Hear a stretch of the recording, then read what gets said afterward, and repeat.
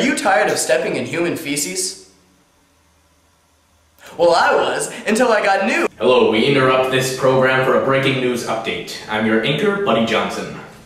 In the year 542 BC, the bubonic plague first appeared. From 1250 to 1665, the Black Plague hit Europe, this time killing nearly 1/2 of the European population.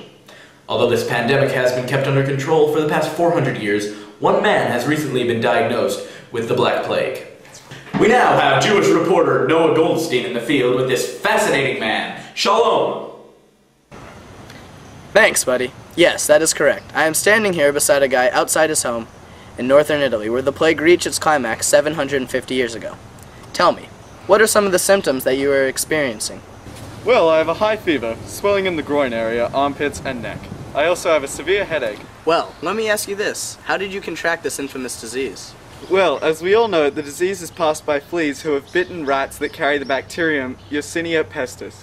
I was working out in the fields a few days ago when I felt a bite on my neck, and it was just the next day when I broke out with the symptoms, which I told you about. It's hard though, now, similar to being diagnosed with AIDS, knowing that my fate is to eventually die. Actually, the plague now can be easily treated by a course of antibiotics. What? Back to you in the studio. Well, thanks for that fine bit of reporting, Noah.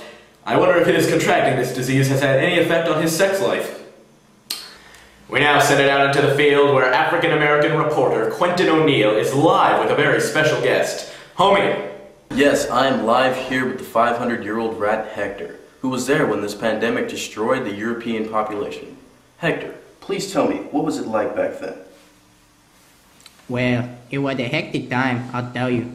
Living in the busy city of Rome with traders and merchants coming and going all the time, bringing their diseases with them, along with their merchandise. Before you knew it, this thing spread all over the entire continent. It was a sad time though, or something. The people struggling to make it to their 20s. Surviving became so difficult that art and culture practically disappeared. Eventually, half of the population was killed by the plague, and I almost feel partly responsible for this humongous tragedy. Well, you heard it straight from him. Back to you in the studio. Yes, tragic it was. This disease, although not as prominent as it was, still does exist today. Luckily, however, it is easily treatable with a dose of antibiotics. And if anyone is experiencing the symptoms that were mentioned, medical attention should be received immediately.